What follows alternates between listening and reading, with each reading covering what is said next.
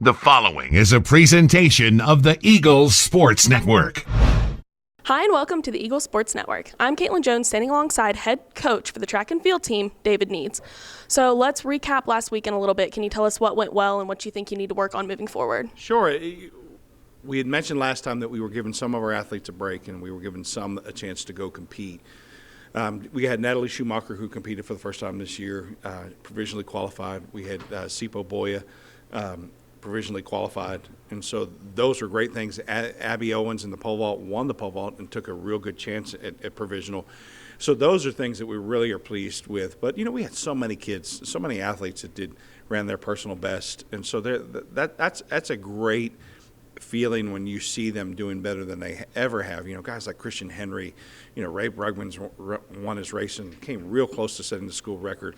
But you just get to a place where you have these athletes that really do a great job in performance, and you're happy. And some didn't do well, and so the other part of this is getting them when they don't do well. We talked earlier about it being trial and error. In track, when you don't do as well as you need to, like, what am I going to fix next time to make it better? Mm-hmm. Well, that leads right into my next question, actually. What has training looked like for you all since you've been back? What are you focusing on as you go into this next meet? Well, we hate going 2 weeks in a row. So we will have some that will go to this meet that will have gone 2 weeks in a row, and a few that will actually have gone 3 weeks in a row. And so that's never good because you don't really get to emphasize some of the little things. We have done some things with our throwers. Austin and Trey have kind of slowed them down. We were going to take them this week. We decided not to take them this week. And so training, what we want is a full week. But if you go to a meet and you compete Friday, you really only have about a day or two where you can train and train well. So this has been really good. We feel really good about where our sprinters are, where our distance crew is, and certainly our jumpers going into this meet. Awesome. So we know that you were at the VMI Invitational not too long ago. Can you tell us the difference kind of between that and then the VMI Winter Classic, which you're heading into now? Sure. Well, VMI does a really good job of hosting frequent meets, but this meet is kind of the perfect storm for us because we've got a lot of SAC schools that are going to be there.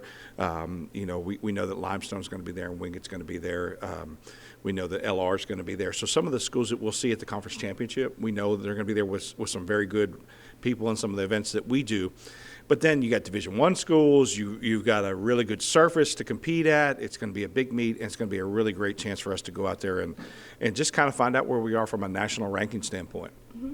Well, is there anything else that's exciting you right now or anything else you want to mention before we get off of this? No, one of the things, the national rankings came out yesterday, and, men are 31st. If we had done this about 2 weeks ago or a week ago, we would probably be about like 10th or 11th, but that's the filter, and so they kind of filter what you would do but our women 30th in the nation, and that's the highest we've ever been with our women's program. In fact, it's the first time our women's program has been ranked higher than our men's program ever, too.